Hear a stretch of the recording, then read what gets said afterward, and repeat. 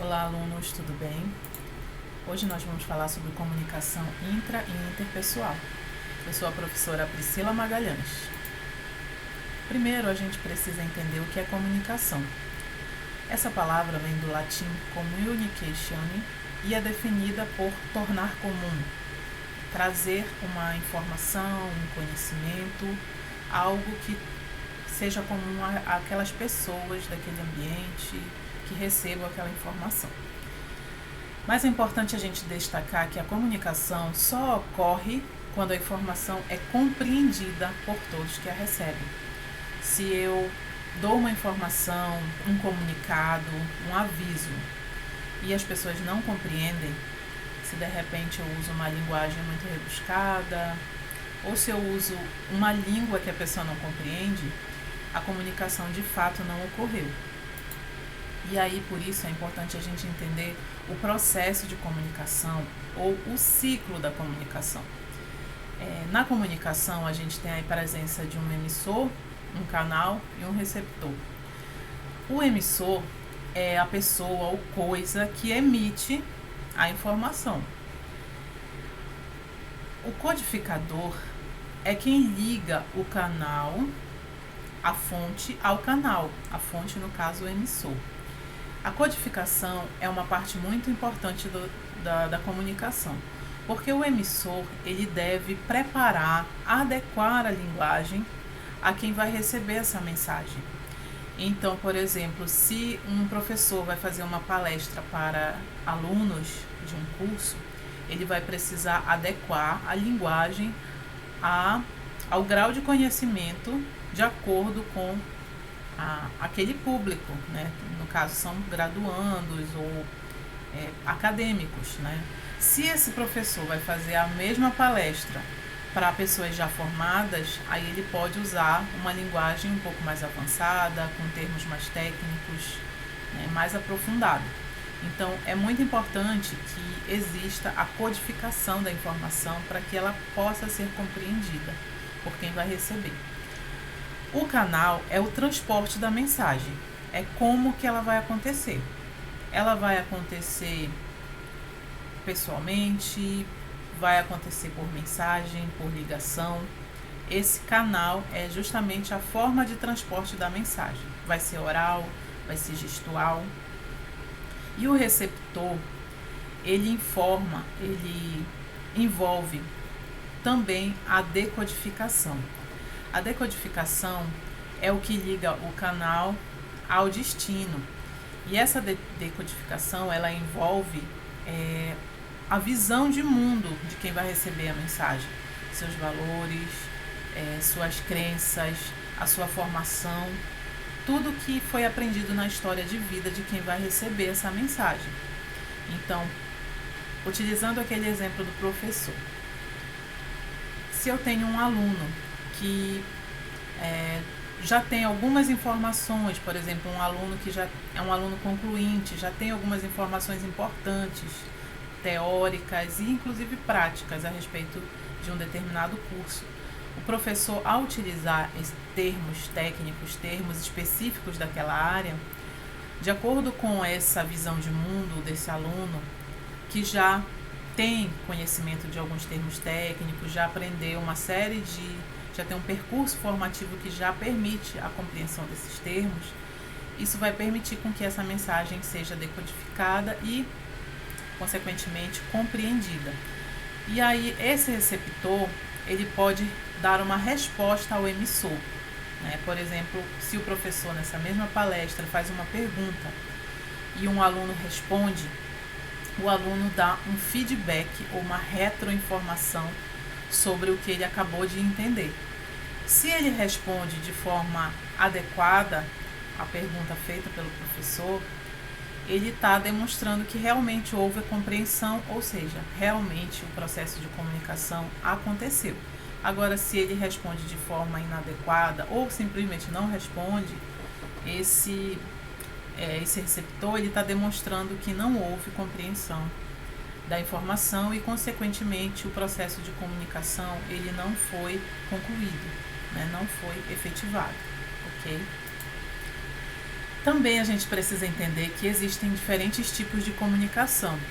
E os diferentes tipos, eles são importantes para a nossa vida e também para o nosso desempenho no trabalho. A gente vai começar pela comunicação intrapessoal ou autocomunicação. Esse tipo de comunicação é a linguagem onde o indivíduo fala para si mesmo, é o falar consigo mesmo. Esse tipo de comunicação acontece quando a gente pensa, quando a gente reza, quando a gente está estudando algo, né, lendo ali, né, fazendo uma leitura, quando a gente reflete sobre algo que a gente fez, ou quando a gente planeja algo. Por exemplo, a gente planeja o que a gente vai fazer no dia seguinte. Eu vou acordar, vou tomar banho, vou tomar café, vou ao supermercado. Esse planejamento, onde eu estou falando comigo mesmo, é um exemplo de comunicação intrapessoal. Portanto, ela é subjetiva, né? E ela ocorre no nosso íntimo, dentro do indivíduo. E esse tipo de comunicação, ele é muito relevante para que a gente faça uma autoobservação, uma autoavaliação, e também é importante para o autoconhecimento. E aí vocês podem pensar, mas o que isso tem relação com a comunicação interpessoal, que é o tipo de comunicação que a gente já conhece, né? Tem muito a ver. Porque, por exemplo, se eu vou iniciar uma conversa, que pode ser difícil, com um colega de trabalho, com um chefe, é muito importante que eu tenha uma autoavaliação, se eu consigo utilizar palavras adequadas, se eu consigo ter um feeling sobre o momento adequado a chegar naquela pessoa.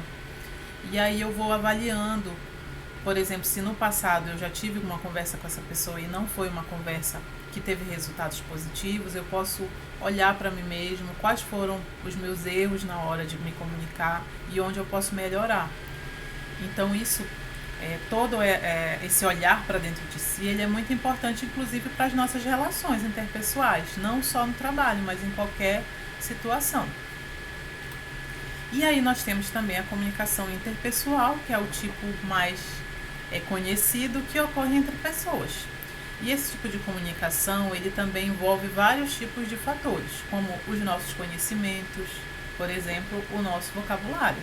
Isso vai influenciar bastante na maneira como a gente vai se comunicar com as pessoas. As nossas crenças, as nossas atitudes, as nossas presunções, nossos valores, experiências, expectativas. Então, tudo que a gente acumulou ao longo da nossa vida de conhecimento, de experiências, de valores, de crença, vai estar presente na forma como a gente se comunica, né? A maneira como a gente fala, chega numa pessoa, reage a uma conversa, demonstra muito esse conjunto de fatores presentes na nossa história, né? Na nossa experiência. E também existem vários tipos de mensagens que envolvem esse tipo de comunicação. Mensagens verbais, não verbais. A gente também demonstra muito sobre os nossos valores com expressões faciais, com postura, né? A nossa autoapresentação, a maneira como a gente se veste, a maneira como a gente coloca o tom da nossa voz, isso demonstra muito também sobre a forma como a gente se comunica, se a gente toca na pessoa, se a gente olha ela no olho.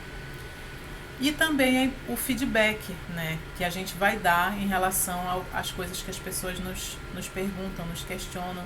Também são várias formas de mensagem ou de comunicar de forma interpessoal. Tá? E esse tipo de comunicação, ele é muito importante na nossa vida porque facilita nossos relacionamentos interpessoais, seja relacionamentos pessoais, de amizade, familiares, mas também nossos relacionamentos com pessoas no nosso trabalho, para a nossa carreira. E esse tipo de comunicação também influencia as pessoas, influencia as atitudes e os comportamentos das pessoas também. Por exemplo, um chefe que é muito autoritário, ele pode influenciar decisivamente no comportamento dos funcionários. E também repercute no grupo social. Por isso a importância da comunicação interpessoal. E aí os objetivos da comunicação dentro da organização, eles são muito claros, relacionados à questão de disseminação de informação que acontece entre as pessoas e para as pessoas também.